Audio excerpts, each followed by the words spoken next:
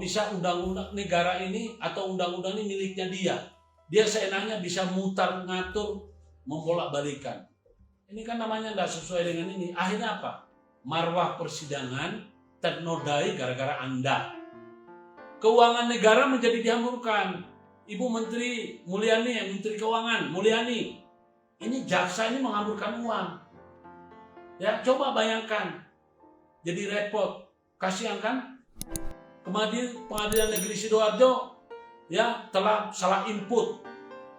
Ya, katanya saya sudah ini, ternyata mereka salah input. Nah, itu kan gara-gara ulahnya si Gatot ini, ya. Seolah-olah dikiranya saya ini robot. Ya, atau badut yang hanya akan manut. Nggak akan. Ya, leluhur saya nggak ada begitu. Jadi tolong difahami kepada masyarakat, kalau Anda melakukan pelanggaran, dianggap pelanggaran undang-undang, berarti itu namanya tindak pidana khusus. Kalau diproses haruslah Anda perhatikan baik-baik. Siapa yang memanggil? Karena di sini ini ya, jadi bidang tindak pidana umum dan tindak pidana khusus itu dipisahkan. Ya. Bidang tindak pidana khusus mempunyai tugas melakukan pengendalian kegiatan penyelidikan dan penyidikan, pra penuntutan, pemeriksaan tambahan, penuntutan, pelaksanaan penetapan hakim dan putusan pengadilan, pengawasan terhadap pelaksanaan keputusan lepas bersyarat, dan tindak pidana hukum lainnya dalam perkara tindak pidana khusus di daerah hukum Kejaksaan Negeri bersangkutan. Apa Gatot itu tidak malu mempermalukan kejaksaan? Saya ini bisa memindahkan ya persidangan di Surabaya. Ingat, yang bisa memindahkan persidangan itu hanya ada 3. 1, Ahok karena banyak pendukungnya. Kedua, Habib Rizik karena banyak pendukungnya. Saya ya dipindahkan bukan karena banyak pendukung, karena kecele pengadilan. Ya, seandainya Gatot itu tidak ikut campur, yang tangani adalah tindak pidana khusus kepala seksi pidana khusus, nggak akan saya jadi tersangka karena mereka orangnya pinter. Nggak kayak seperti Gatot bodoh, ya kan? Kalau pinter, mana mungkin boleh ijazah dilegalisir tanpa membawa aslinya.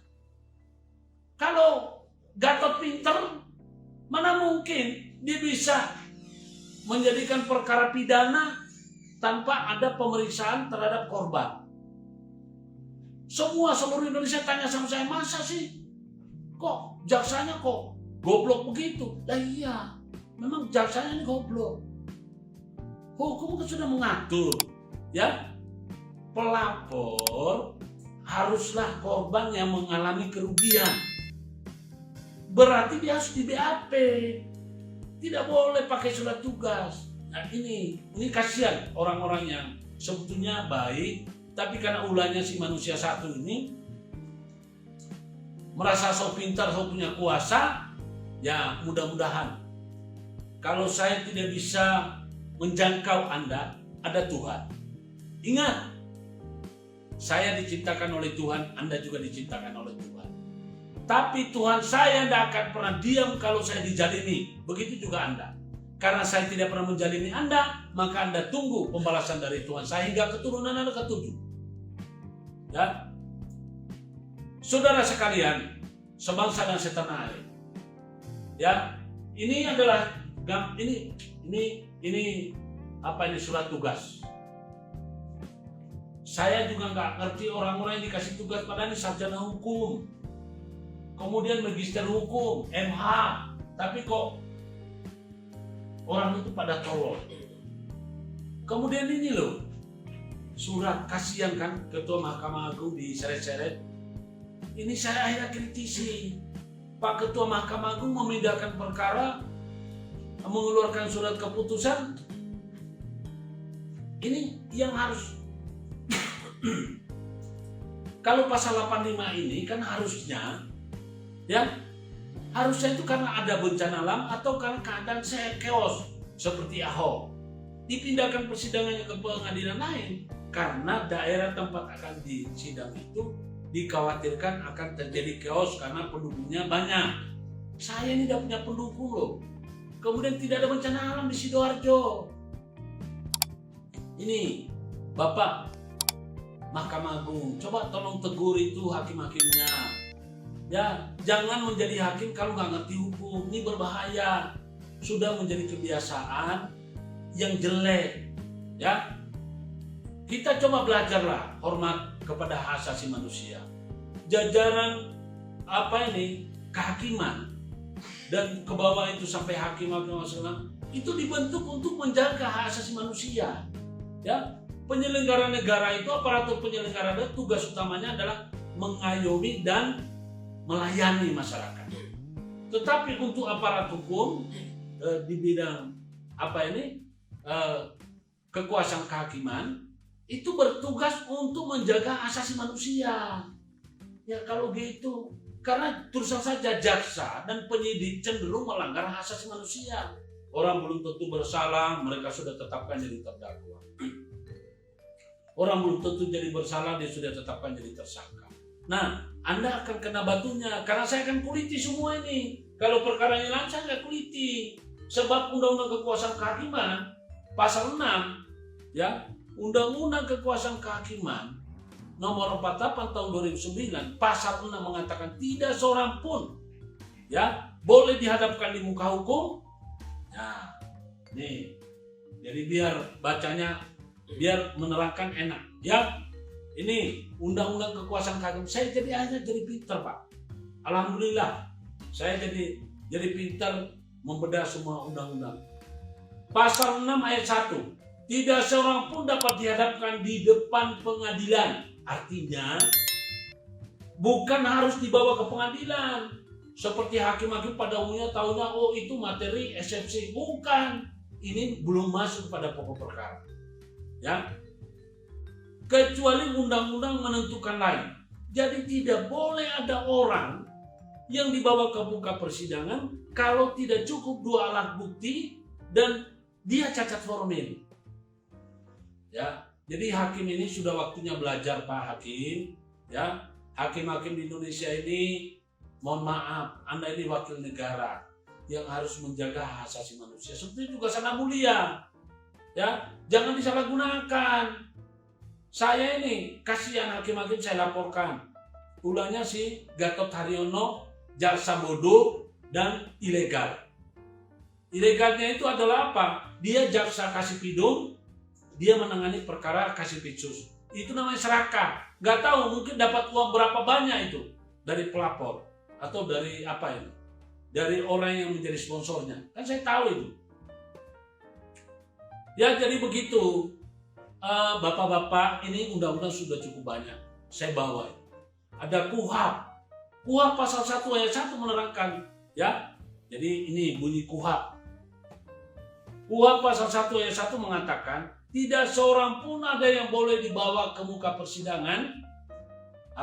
Tidak seorang pun ada yang boleh dikenakan sanksi pidana atau dihukum pidana apabila tidak ada undang-undang yang mengatur. Artinya, ketika tidak ada, nih, supaya bacanya enak, ya. Ini KUH pidana, Pak.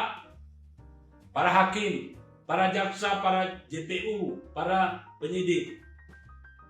Suatu perbuatan tidak dapat dipidana kecuali berdasarkan kekuatan ketentuan perundang-undangan pidana yang telah ada. Jadi apa yang dituduhkan kepada saya dan istri Undang-Undang ITE? Coba tolong terangkan. Pidana apa? Pidana Undang-Undang ITE pasal 27 ayat 3 terkandung muatannya fitnah dan pencemaran nama baik. Saya sudah sampaikan tadi, kalau fitnah, faktanya hakim-hakim yang menyidangkan perkara yang kami protes sudah dikasih sanksi oleh Komisi Yudisial. Apakah itu masih bisa dibilang fitnah? Ya, berarti kalau namanya maling kita bilang maling, itu bukan fitnah, berarti benar.